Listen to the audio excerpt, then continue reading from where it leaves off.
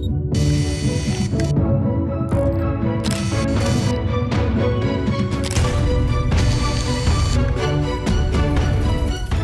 à toutes et à tous, ravi de vous retrouver pour ce nouveau numéro de Lyon Politique, l'émission de Lyon Mag TV qui décrypte l'actualité lyonnaise de la semaine. Pour m'accompagner aujourd'hui, Agnès Marion, porte-parole d'Éric Zemmour dans le Rhône. Bonjour Agnès. Bonjour. À vos côtés, Romain Mels, chercheur associé chez Triangle. Bonjour Romain. Bonjour Alexis. Et enfin, mon confrère Raphaël Ruffier-Fossoul. Bonjour Raphaël. Bonjour Alexis.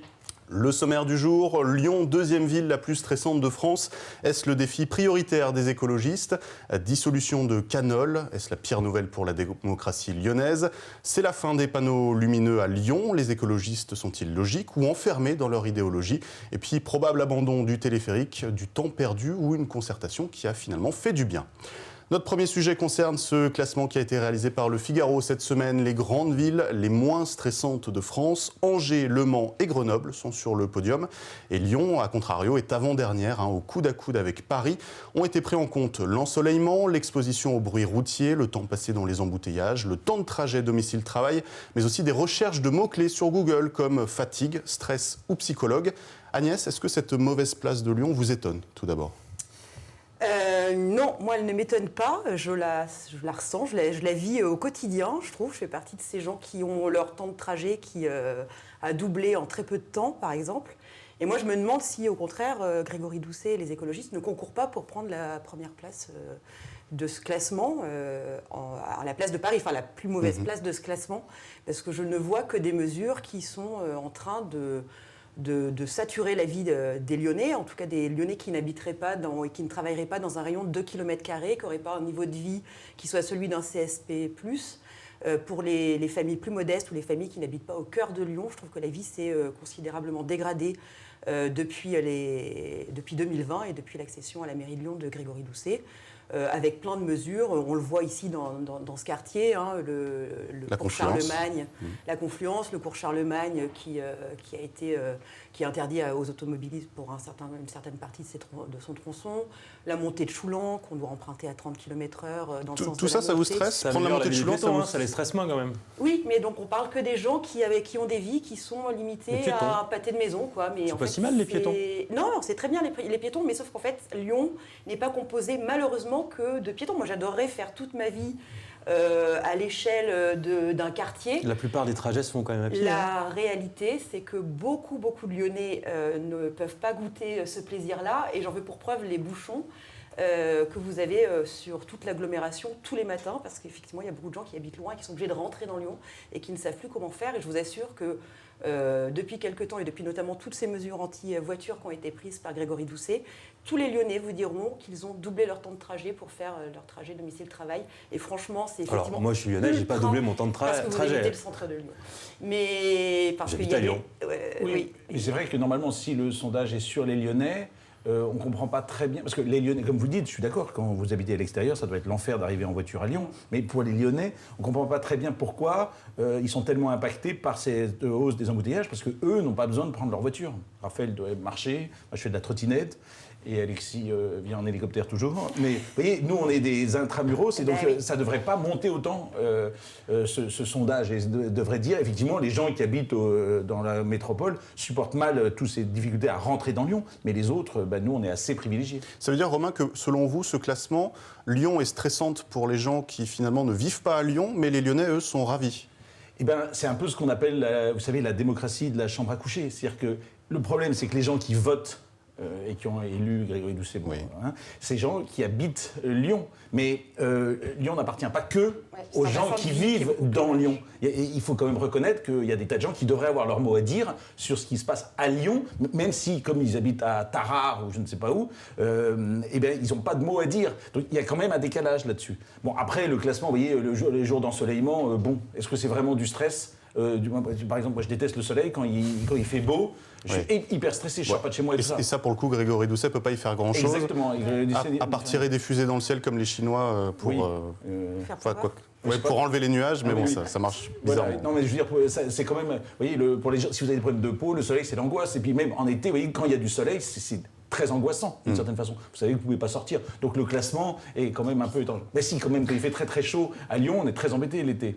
Il fait très chaud. Ben voilà, donc c'est pénible. C'est pour ça qu'on plante des arbres. On essaye. Raphaël, sur l'apaisement, on modeste. sait que les écologistes ont ce mot à la bouche, sur chaque sujet, il faut apaiser Lyon. Est-ce que finalement les Lyonnais sont prêts à être apaisés? Parce que forcément, apaiser veut dire moins de voitures. Oui, je pense qu'il y a beaucoup plus de sujets que ça. C'est-à-dire que, en fait, je pense que les Lyonnais, ils trouvent leur ville de plus en plus stressante parce qu'il y a de plus en plus d'habitants. Et bon, ça se joue sur la circulation, mais ça se joue sur plein d'autres sujets, notamment les prix de l'immobilier. Quand on habite à Lyon et qu'on veut un enfant supplémentaire, une chambre de plus, aujourd'hui, c'est plus possible quasiment pour beaucoup de Lyonnais. Donc ça, ce sont des facteurs de stress. La densification urbaine, le fait qu'on est quand même peu végétalisé pendant les 20 ans de Gérard Collomb, au contraire qu'on soit très minéral. Il y a beaucoup d'éléments qui contribuent effectivement à un stress. Et finalement, s'ils ont élu Grégory Doucet, c'est parce qu'ils trouvaient que la ville devenait moins agréable au final. Plus attractive, mais moins agréable. Alors que ce type de classement, ils sont à la fois intéressants, puis à la fois c'est piégeux. Intéressant parce que, il faut y faire attention parce que ça crée des images aussi, en termes de la ville, ça peut s'ancrer. Puis après, c'est vrai qu'il faut regarder un petit peu les critères, sur quoi Grégory Doucet peut agir ou pas. J'ai vu qu'il y avait le bruit routier. Oui, l'exposition au bruit routier. Exposition au bruit routier. Bon, là, typiquement, c'est quelque chose sur lequel, normalement, il devrait pouvoir agir et gagner des points dans ce sondage. J'en ai vu d'autres critères. Alors, il y a quand on prend les questions des bouchons, justement, c'est une bonne question, en fait. C'est qu'est-ce qu'on compte? On compte le temps de trajet des automobilistes et on compte le temps de bouchon des automobilistes. Et donc, s'il y a de moins en moins d'automobilistes, mais que les automobilistes qui restent, parce que la ville devient de plus en plus piétonne, s'il n'y a plus que les amis de Gérard Collomb qui prennent la voiture dans une ville devenue complètement piétonne, ils auront peut-être plus de bouchons et dans ce classement-là, on va nous dire que les temps de trajet ont augmenté. Alors pour la réalité des habitants qui se déplacent autrement, les temps de trajet sont devenus à pied, à vélo, différents et pas forcément plus stressants ou plus agréables. Donc là, il y a des critères qui sont Figaro. On sent aussi qu'ils veulent se payer la mairie de Paris, qui est derrière. J'ai vu des critères qui sont un peu ridicules aussi. Les téléchargements de l'application Bambou, par exemple. Qui est une application de méditation. De méditation. Ouais, donc, Petit Bambou. Si on télécharge Petit Bambou, c'est que donc la ville est stressée. Alors, par contre, si les habitants boivent du thé à la bergamote, ils ne sont pas stressés. Donc, qu'est-ce que peut faire Grégory Doucet là-dessus? Ça, je ne sais pas bien. On peut dire la même chose d'ailleurs sur les recherches Google. Selon les endroits, les réponses ne sont pas forcément les mêmes. Et on parle souvent de l'avancement des projets des écologistes, où parfois ils prennent beaucoup leur temps, et il y a l'échéance 2026 qui approche avec les nouvelles élections. Est-ce que vous pensez que d'ici 2026, la ville aura pu être apaisée davantage, être moins stressante? Parce que c'est finalement le nerf de la guerre, vous déstressez les Lyonnais, vous déstressez les électeurs, qui en demanderont encore plus. C'est très important d'y arriver d'ici quelques années, et ça arrive vite. Oui, et c'est un vrai enjeu. Quand on regarde Gérard Collomb, il avait réussi quand même à la fin du mandat, mais c'est aussi parce qu'il avait une année supplémentaire. Si l'élection municipale avait eu lieu comme elle était prévue un an plus tôt, on pense que ça aurait été plus difficile pour Gérard Collomb. Mais ça a laissé le temps de se faire les berges, qui sont effectivement un lieu très agréable. Et les gens ont voté pour lui, à la fois parce que la ville était plus agréable, et à la fois parce qu'elle était plus attractive. Donc elle peut aussi poser des difficultés. Là, pour les écologistes, effectivement, ils prennent du temps pour mettre en œuvre les choses. Alors, on a eu Grégory Doucet la semaine dernière qui nous a dit qu'il assumait cette concertation. Je pense que du côté de la métropole, ils sont moins heureux de ça. Parce que la piétonisation, qu'on prenne du temps pour le faire en centre-ville, ça veut dire qu'elle va arriver en 2024, 2025. Effectivement, elle va sans doute améliorer grandement la vie des habitants du centre-ville qui votent à Lyon. Elle peut la rendre plus difficile. En tout cas, elle va demander beaucoup d'adaptation aux gens qui habitent l'agglomération. Et qui votent pour les métropolitaines. Et qui votent pour la métropole. Allez, je vous propose de passer à notre deuxième sujet d'actualité qui n'est pas des moindres, puisque l'association de contribuables lyonnais Canol n'a eu d'autre choix que de voter sa dissolution mardi soir. Vous ne connaissez pas forcément le travail réalisé par leurs membres depuis des années. Ils passaient au peigne fin tous les budgets, les frais des collectivités, les grands projets de l'agglomération lyonnaise. Alors Raphaël, en tant que journaliste, vous et moi, on peut dire qu'ils ont parfois tapé là où ça faisait mal. Ils ont également aussi réalisé le travail fastidieux que nous n'avions pas fait, parce qu'effectivement, ça prend énormément de temps d'éplucher à la virgule près tous les comptes des administrations et des collectivités. Est-ce que c'est une vraie perte pour l'agglomération ? Oui, c'est une vraie perte pour l'agglomération. Je ne dirais pas qu'on n'avait pas fait, parce que beaucoup de journalistes qui ont fait un gros travail fastidieux sur d'épluchage de marchés publics ou sur le musée des Confluences. Pas dire qu'ils ont tout fait non plus, mais c'est vrai qu'ils ont fait des choses intéressantes. On peut être d'accord ou pas avec leur idéologie. En gros, le Canol, ils sont assez libéraux, et dans leur idée, chaque fonctionnaire en plus, c'est mal, chaque fonctionnaire en moins, c'est mieux, un endettement, c'est mal. un investissement, enfin des frais de fonctionnement, c'est mal. Voilà.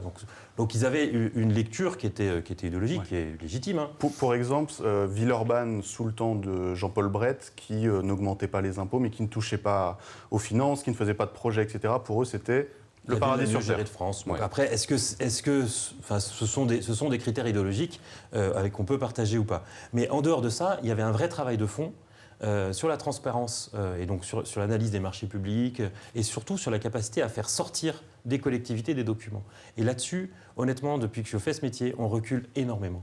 Il y a 20 ans, en gros, les collectivités, quand on leur demandait des documents, si elles ne nous le donnaient pas, c'est qu'elles ne savaient pas. On saisissait la commission d'accès aux documents administratifs et dans le mois, c'était réglé. Parce que la CADA, il y avait un permanent qui allait appeler la collectivité, même la petite mairie, et lui dire vous savez, la règle, ce genre les notes de frais du président, oui, c'est public, hein, ça ne lui plaît pas, mais c'est public, il faut donner cet élément. Et donc, c'était souvent réglé. Et puis, des fois, il y avait quelques cas où ce n'était pas réglé, mais là, on savait qu'on touchait une bonne information. On a pu, avec des organismes comme le Citral à l'époque, faire des recours. Ça prenait plus de temps, mais à la fin, on gagnait. Et là, ces derniers temps, ça a complètement changé. La plupart des collectivités ne fournissent pas spontanément les documents. La CADA est totalement débordée. Du coup, son temps de réaction, au lieu d'être à 1 mois, 2 mois, elle est plutôt maintenant à 8 mois, 9 mois. Et ces avis ne sont pas suivis d'effet. C'est-à-dire que j'ai eu le cas deux fois ces 2 dernières années, une fois avec le ministère de l'économie.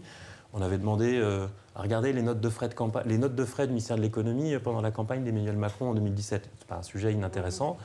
Et donc, ça nous a été refusé. La CADA a émis un avis favorable. On n'a toujours pas suivi d'effet, donc on a dû saisir le tribunal administratif. Et c'est quand il y a eu une décision du tribunal administratif qu'on a eu accès à ces documents qui, en plus, ne nous ont pas permis de sortir d'informations majeures. C'était pas particulièrement sensible en réalité, ce qui nous était caché. C'était juste l'habitude, et c'est devenu normal en fait, de bloquer et de ne pas faire la transparence. Et de ce point de vue-là, pourquoi ils se dissolvent la Canol? C'est exactement pour cette raison. C'est qu'ils considèrent qu'aujourd'hui, leur travail devient beaucoup plus difficile et que la justice ne les suit pas. Et ils se dissolvent parce qu'ils avaient démontré que les taux d'imposition sur la taxe d'ordures ménagères étaient trop élevés. Ils avaient obtenu le remboursement dans d'autres collectivités, et puis le Conseil d'État leur a refusé de le faire aussi pour la métropole lyonnaise. Et donc ils considèrent qu'en fait la justice n'est plus du côté de la transparence et qu'en fait ils sont plus en capacité d'exercer correctement leur mission. Agnès, vous partagez l'avis de Raphaël sur ce travail de lanceur d'alerte qui s'arrête? D'ailleurs, de fait, on s'aperçoit avec leur dissolution, malheureusement, ils ont été plus lanceurs d'alerte que contre-pouvoir finalement, puisque c'est bien la raison pour laquelle ils arrêtent leur activité aujourd'hui, c'est parce qu'en fait, finalement, ils n'arrivent pas à obtenir justice et que la justice administrative, elle s'organise pour dissuader les citoyens via ce genre d'association de leur demander des comptes en fait. Donc voilà, le fait que le Conseil d'État n'ait pas suivi son rapporteur alors que logiquement dans 90% des cas l'avis est suivi, c'est quand même une façon de se protéger et de ne pas vouloir rendre des comptes auprès des citoyens qui sont aussi des contribuables. Donc c'est une information auquel on devrait avoir accès. Et c'est vrai que la Canol a fait vraiment œuvre utile là-dessus. Et donc on peut vraiment regretter cette dissolution. Avant de vous passer la parole, Romain, peut-être simplement de faire une petite liste du travail qu'a pu réaliser Canol, parfois en partenariat avec des journalistes. Donc il y a eu la taxe d'enlèvement des ordures ménagères. Il y avait eu aussi des subventions de la région Rhône-Alpes sous Jean-Jacques Ayrault pour l'Équateur qu'ils avaient réussi à faire annuler parce qu'évidemment on se demandait pourquoi Rhône-Alpes peut contribuer à l'économie équatorienne. Il y a les classements des villes les mieux gérées qui apparaissaient un peu pour les élections. On a eu le vrai coup, donc en partenariat notamment quand vous étiez à Lyon-Capitale, Raphaël, sur le musée des Confluences, la hausse des indemnités des conseils métropolitains qu'ils avaient attaqués. Et puis il y avait aussi l'histoire des places de foot qui étaient données à foison aux élus. Romain, vous, qu'est-ce que vous en pensez de ce sujet? Non, mais d'abord, la dissolution, apparemment, effectivement, un des aspects, c'est effectivement la question de la centralisation. Eux, ils considèrent que tout se passe à Paris et qu'à Paris, il aurait fallu avoir plus de relais auprès du Conseil d'État parce que tout ça, c'est quand même de la politique et que Bercy pèse et tout ça. Et qu'eux, ils sont en Auvergne-Rhône-Alpes et qu'en fait, les comptes administratifs, ça remonte par un organisme à Paris qui ensuite... En fait, ce pays est très, très centralisé et il a une apparence de décentralisation, mais qu'en fait, si vous êtes en région Auvergne-Rhône-Alpes, vous ne pesez pas quand vous montez au Conseil d'État. Et donc, je crois que là, quand ils disent qu'ils se dissolvent, clôture l'association, mais ils vont continuer, ils vont probablement devenir l'antenne d'une association équivalente qui sera à Paris. Bon, donc c'est pas fini.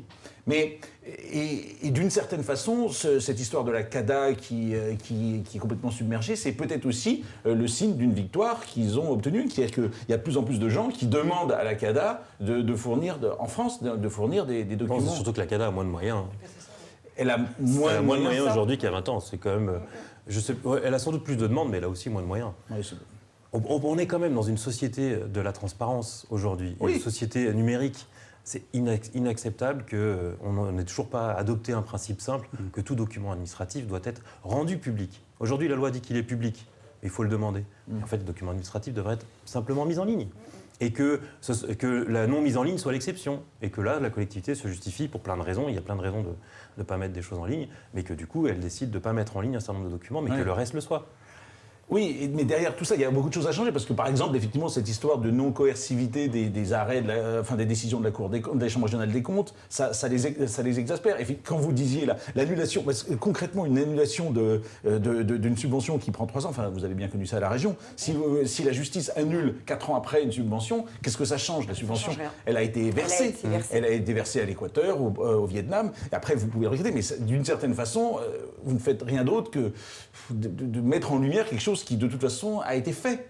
Et donc, effectivement, je pense que faire ça de 99 à 2012... Ça rend plus difficile de le refaire, quand même. Ça fait une jurisprudence. Ça fait une jurisprudence, mais une subvention différente... Les collectivités se sentent quand même un peu dans les phares, quoi. Donc mais 3 ans après, ça... C'est dissuasif, quand même. C'est peut-être un peu dissuasif, mais enfin, les échéances électorales ont fait que Jean-Jacques Herrn n'est plus là, que l'administration d'après peut recommencer, qu'elle sait que quoi qu'il arrive, ça prendra au moins 4 ans pour qu'une vague... Enfin, vous voyez, on a retoqué le budget de... Ça, vous y étiez là, de Laurent Wauquiez. Il a été retoqué 2 fois. Ça n'a jamais gêné Laurent Wauquiez pour recommencer un budget qui a été retoqué et qui avait été de toute façon dépensé. Donc, d'une certaine façon, il y a un côté complètement fantasmagorique et ça ne doit pas être facile pendant 22 ans de lutter contre des moulins à vent sans avoir jamais d'efficacité réelle. Il y a une solution qui serait très simple, c'est de dire que les positions de la CADA s'imposent, sauf si la collectivité concernée fait un recours. Donc on inverse. Dès lors qu'elle s'exprime, ils doivent rendre public, ou alors ils assument d'aller devant le tribunal pour ne pas le faire. Mais quand vous êtes face à ça, c'est sûr que vous devez... Après, c'est souvent des retraités, donc ils ont aussi envie de faire autre chose, quoi. C'est ça. Et donc, du coup, ils cherchent la relève. Ils sont prêts à mettre leurs documents à disposition de cette relève. Nous, forcément, on continuera bien sûr à travailler, d'autant que Canol n'avait pas encore eu le temps ni les moyens d'enquêter sur ce que font les écologistes. Donc, ce sera à nous de prendre le relais. Je vous propose de passer à notre 3e sujet. Vous avez peut-être remarqué que les panneaux d'information lumineux à Lyon ne fonctionnaient plus. Ils sont même en train d'être démontés. Comme souvent avec la mairie de Grégory Doucet, aucune communication n'a été faite à ce sujet. Les écologistes n'ont pas renouvelé le marché. Ils veulent se passer de ces panneaux qui donnaient des informations pratiques sur le trafic, la crise sanitaire, les événements, la pollution, l'actualité des associations, etc. Romain, on sait que vous informiez essentiellement avec ces panneaux. Hein. C'est logique comme décision. Ça et vos SMS, ça me permettait de savoir un peu ce qui se passait. Mais au début, je me suis dit que c'était symbolique parce qu'effectivement... Mais en même temps, je trouve quand même qu'une collectivité qui se passe d'un espace de communication aussi puissant que ces panneaux, parce que quand même, ça prend beaucoup de place, on les voit beaucoup et c'est quand même de l'espace public. On les voit beaucoup quand on est en voiture. Ou en vélo, parce que... En vélo, c'est plus difficile à lire. Non, en voiture, on les lit bien. Surtout parce qu'on est dans les bouchons, en plus. C'est vrai, je suis d'accord, mais on les voit beaucoup. Et donc, finalement, c'est pas totalement anodin. Et c'est pas... Alors, il reste plein de panneaux, mais je trouve qu'il y a une forme, quand même, de courage politique pour une collectivité de se priver, d'imposer ces messages aux citoyens qui ont peut-être envie de voir autre chose que ces points lumineux. Après, il y a aussi des fois où ça dysfonctionnait. Oui. Il y avait des messages absolument hallucinants qui apparaissaient. Et donc sur Twitter, on essaie de faire tourner ça. Et pour ça, c'est un manque parce qu'effectivement, on ne verra plus ces messages où quelqu'un se trompe et, vous savez, met un mail, dit « tu me rejoins à la cantine à 12h » et en fait, c'est ça qui apparaît. On sait que les écologistes sont contre la publicité à outrance, notamment les panneaux numériques, les publicités numériques. Et puis on dira bientôt adieu aux bâches de chantier dans le cadre du règlement. On avait reçu Philippe Guelpa-Bonaro, le vice-président, il y a quelques temps. Est-ce que là, ces panneaux d'information rentrent vraiment dans cette catégorie ? Non, mais on s'en fout un peu, non, parce que c'est quand même vraiment... Est-ce qu'on peut dire autrement ? Est-ce que ça fait sens aujourd'hui que la collectivité dépense de l'argent, c'était un contrat, pour un moyen de communication qui est quand même sacrément daté ? Ouais. On a quand même beaucoup d'autres aujourd'hui qui sont plus efficaces. Et puis c'est vraiment, on est sur un sujet mineur et qui, à mon avis, le vrai sujet, il n'est pas là. Vous dites que les écologistes sont contre la publicité. Ils ont renouvelé le contrat avec JCDecaux. Alors, on a limité un certain nombre de panneaux publicitaires, mais on permet à JCDecaux de rester et même de renforcer ses positions à Lyon, puisqu'on supprime sa concurrence. Donc, on va avoir un groupe qui était très puissant sous Gérard Collomb, qui continue à avoir ses panneaux sous Bruno Bernard et Grégory Doucet. Je rappelle qu'à Grenoble, une des premières décisions de la mairie a été de supprimer les panneaux publicitaires. Et ça a plutôt été, au final, ça a fait polémique au moment où ils l'ont fait parce qu'ils se privaient de ressources financières importantes, mais ça a plutôt fait consensus derrière parce que les commerçants du centre-ville en fait, étaient contents parce que les pubs, elles annoncent c'est surtout pour des commerces de périphérie, c'est pour des grandes enseignes, c'est pas pour les petites boutiques, et les écologistes étaient contents, et on va dire tous ceux qui étaient choqués qu'on utilise le corps des femmes pour raison morale, pour raison féministe, pour vendre n'importe quoi. De ceux qui ont été choqués étaient aussi satisfaits qu'il y ait moins de pubs. Et en fait, les gens sont plutôt contents qu'il y ait moins de pubs. Ça, c'est un courage que les écologistes n'ont pas eu à Lyon. Pas encore, en tout cas. Ils ont renouvelé le contrat, donc a priori, on va garder des panneaux. Alors, ils suppriment un certain nombre de pubs, donc la publicité devait devenir plus envahissante, Ouais. donc ils refont un petit pas en arrière, mais on revient, on va dire, à la situation d'il y a 2 ans. On n'est pas dans une révolution anti-pub à Lyon. Pour Romain, pour Raphaël, c'est un non-sujet pour vous, Agnès. Est-ce que c'était important de conserver ces panneaux, puisque désormais la ville renvoie sur son site internet en attendant de trouver un autre moyen d'informer sa Alors, population? moi, j'ai eu une grande déception parce qu'au départ, quand j'ai vu panneaux lumineux, je me suis dit oh tiens, ils vont supprimer les panneaux lumineux qu'ils ont mis sur les voies de gauche du périphérique, qui interdisent de. Je pensais à ces panneaux-là au départ. Et en fait, vlam, je me suis dit super, on va pouvoir rerouler. Pour la voie de covoiturage. Pour la voie de covoiturage, avec une espèce de losange. C'est ces panneaux lumineux Que personne ne respecte. Que personne ne respecte, ou en tout cas qui sont très embêtants à respecter. Et qui créent des bouchons. Et que Agnès Marion respecte quand même. Absolument. Bravo. Et du coup, j'ai pensé que c'était ces Ça veut dire que vous panneaux-là. êtes seul Et dans votre là, voiture, là. Ouh, Non, n'entrons pas dans ces détails, n'entrons pas dans ces Si vous êtes détails. plusieurs dans la voiture, vous pouvez prendre la voie. Ah oui, j'ai c'est vrai, beaucoup c'est ça d'enfants, l'intérêt. ce qui fait qu'en fait, je suis rarement seule dans la voiture. Et vous pouvez prendre la voie. Donc je prends la voie quand je le peux. Mais vous savez, il y a aussi des critères d'ancienneté de la voiture Et de jeunesse des enfants. et de jeunesse des enfants. Mais en tout cas, c'était pas ces panneaux-là. Donc voilà, donc j'ai grande déception. Donc c'était pas ces panneaux-là. En fait, je remarque que fait, les panneaux lumineux qu'emmerdent les Lyonnais, on les laisse. Et puis ceux qui peuvent donner quand même des informations, on les supprime. Il y avait effectivement une dimension un peu rigolote. Il y avait vous savez, tous les messages pour la Saint-Valentin. Pour la Saint-Valentin. Voilà, par exemple. Ah, c'était drôle. mignon, ça. Comment est-ce qu'on va faire pour la Saint-Valentin Voilà, on va faire qui comment approche là. Donc, Je crois que les écologistes n'aiment pas l'amour. Faudra se parler en vrai, c'est Faudra- Oh gênant. non, mais avec les gestes barrières malheureux, impossible. C'est drôle qu'en général, l'opposition tape sur les frais de communication d'une municipalité, et puis là, elle tape sur le fait qu'ils Non, mais là, arrêtent pour les le coup, il y dépenses. avait quand même un certain nombre d'infos assez utiles, et notamment pendant ce temps de Covid, où voilà, c'est quand même pas mal de remettre, étant donné que ça change tout le temps, moi, ça m'aurait bien arrangé qu'ils expliquent les protocoles scolaires sur les panneaux. Si vous Ah oui, voulez là, faire c'était ça. pas- Ça tient pas. Non, là, ça tient pas, là, il faudrait Mais doubler. effectivement, ça aurait été... Ouais, voilà. En fait, effectivement, par contre, je trouve que vous avez raison qu'il y a un vrai sujet sur la publicité, où effectivement, il y aurait un vrai courage à se mettre dessus, et ils ne l'ont pas fait. Notamment parce que effectivement ça incite à la surconsommation et que là je pense qu'il y a un vrai levier de pollution. Enfin, globalement, tout ce qui est vendu par les grandes enseignes dont vous parlez, c'est rarement fabriqué en France, mais plutôt en Chine. Donc vous imaginez le circuit et l'empreinte carbone que peuvent avoir tous ces biens de consommation-là. Donc là, je pense que ça aurait été ultra courageux, en plus de redonner...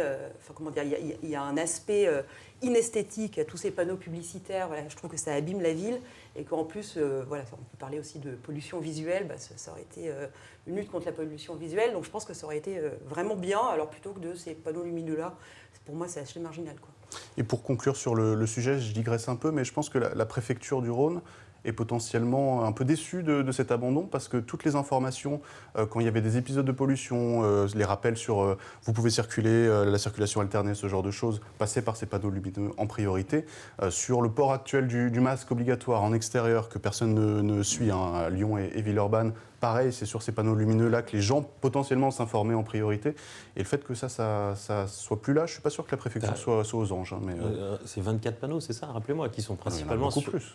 Non, c'était pas tant que ça, c'est surtout sur les grands axes routiers. Ouais. Donc, excusez-moi, moi je passe jamais devant ces panneaux-là. Mais si, à Saxe-Gambetta, il y en a un que je regarde tout le temps. Tous mes trajets, je passe jamais devant Mais ces si, il y panneaux. a 5 minutes. hein. Bah, C'est encore une mesure anti-voiture, parce que quand on est en voiture, on les voit très bien. Voilà, Oui, c'est ça. Bah oui. encore une mesure anti-voiture. Allez, il nous reste un peu de temps Et pour renoncer à parler. la voiture, vous serez moins stressé, oui. Mais enfin, Mais non, mais en fait, C'est pas où j'habite, possible. je ne peux pas. oui, en Je ne trottinette. peux pas. Et vous savez, je n'ai pas des Elle horaires de habite bureau, Clermont-Ferrand. je suis à mon compte, donc je n'ai pas des horaires de bureau, 8h, 17h. Je ne rentre pas dans les standards transports en commun non plus. Votre chauffeur pourrait venir vous chercher quand même. Oui, le jour où j'en aurai. Oh, le Je mettrai ma voiture Soyez- à disposition alors, à ce moment-là. parce que je Vos serai très voitures, gênée. votre Ferrari. Allez, concluons. Non, j'ai une Dodge. Ah, J'aime pas les Ferrari.